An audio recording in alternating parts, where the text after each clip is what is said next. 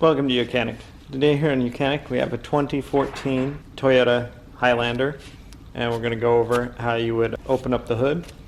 So to start with, you'll pull the release lever inside the cab right there at your left knee height, and just pull that release lever, and then that way it's released where you can pull it up like this. And then there's a lever right here just above the cymbal, and you can pull it up and it goes to the left. I'll knock it, and then you can raise the hood, and then we have the support bar on this side to be able to latch that into place.